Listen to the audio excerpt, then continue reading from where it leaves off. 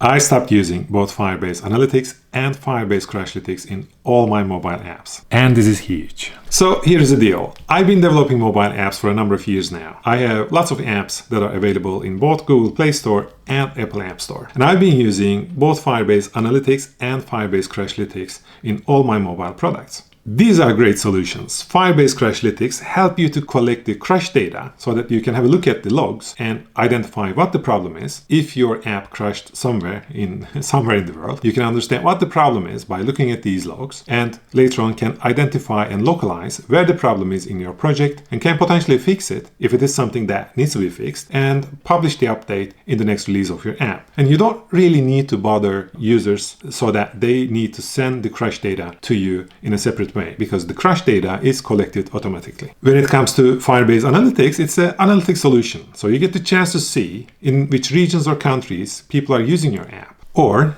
which screens of your app are being used the most, which percentage of users are actually completing the onboarding process. Are there any parts of the app that are supposed to be used by the users according to its design, but maybe users are not really using it? Or it is maybe the case that users haven't really recognized that those sections really exist within the app. There's maybe a UX problem in your app, or there's maybe a UI problem. And identifying these problems really help you to improve your product, and improving your product in this way requires you to collect some kind of basic analytics data.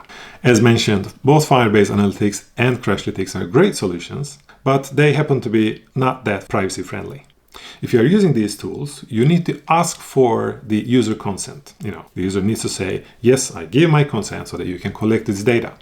As a developer, I have no interest in tracking my users actually. My apps can be used anonymously so that you don't really need to create an account. So my apps are quite privacy friendly in that regard. And my company doesn't try to generate revenue by collecting the user data and selling it to a third-party company. My apps try to generate revenue by trying to create value in people's lives. The users who see the value in my mobile apps can basically pay for the service, and in this way my apps get monetized. But that I don't have any interest in tracking my users doesn't mean that none of the users are tracked. I always try to turn off all kinds of tracking in my apps, but still, no matter what you do, if you are using these kinds of third-party tools like Firebase Crashlytics and Firebase Analytics, and there are some other solutions out there in the market as well, you have to ask your users for their consent to be able to collect this data. I'm not going to talk about, if these laws and regulations really make sense or not, especially for people like me who don't have any interest in tracking people actually. I just want to have some,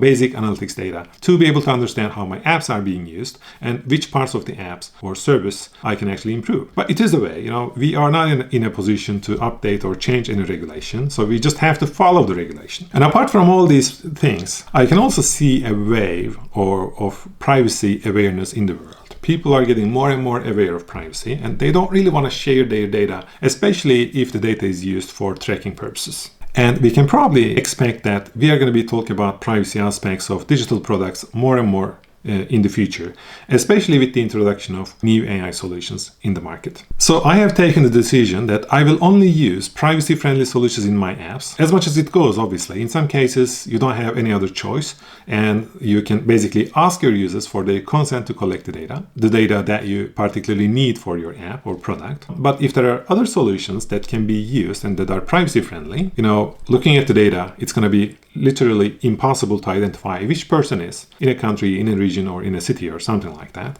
I will try to choose such solutions for my apps. So basically, I want my apps to be privacy focused and very privacy friendly. And mainly for this reason, actually, I removed both Firebase Analytics and Firebase Crashlytics from my mobile apps, just because I don't want to ask for user consent as much as it goes. And whenever you ask the user consent question, users tend to say no anyway. So I strongly see that there's a need for privacy-friendly solutions, not only for web, even for mobile applications, because both are digital products, just like websites that need to ask for user consent for using cookies, for example. If the analytics data or if the analytics solution that you're using for your mobile app, if it is not privacy-friendly enough based on the regulations, and I'm not an expert in this field, obviously, you need to go and do your own homework before taking a decision in terms of if you should ask for user consent or not for your own product, if you have a product, obviously. But the thing is that privacy concern is a big question, and it will only get bigger and bigger. And for this reason, maybe with a timely manner, I have taken the decision that I'm not going to be using such solutions that are not privacy friendly enough. You can obviously use them as long as you get the consent of the users. But I don't want to bother my users with consent-related questions if it is possible. But the challenge is that I still need this kind of data. I still need the crash data so that I can see it and fix it for the users if anything crashes in the market, if any of my apps crash out in the network. Or I also need some kind of analytics data so that I can understand how my app is being used. Otherwise, I'm not going to have any idea about, how many people are using my app. So I need that information to be able to understand if there's anything that I can improve with my apps. It is true that you can get access to some kind of analytics data both at the Play console for Android apps in Google Play Store and in App Store Connect for the apps that are available in Apple App Store. But those stats and analytics data are somewhat very limited, and it doesn't really help you to understand what the heck is going on with your apps when people are using your app. So there is no analytics at all in my apps as of today, since I'm having difficulties to find a solution that really solves this problem in a good way. I have decided to develop my own analytics solution. And this solution will be for such people like myself who only want to collect the analytics data from the apps and who doesn't have any interest in tracking people actually. This is a very exciting project, but at the same time it's a huge one. There are quite a lot of details in it, and I will probably need to solve quite a lot of problems with regards to this. And this is going to be a solution for such people like me and similar people who need the analytics data for legitimate purposes, but who don't have the interest in tracking people.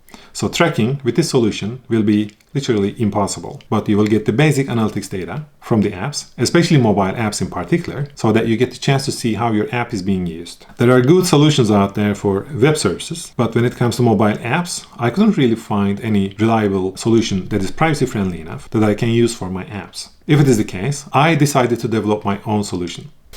This is such a complex problem, but I am very excited to develop it. It's going to be a lot of fun to introduce it to other people as well when it is ready. It is sort of a big problem. This is sort of a big project actually, and it needs to be robust. People should be able to rely on it and trust the system if they're going to integrate it to their mobile apps as well. That's it.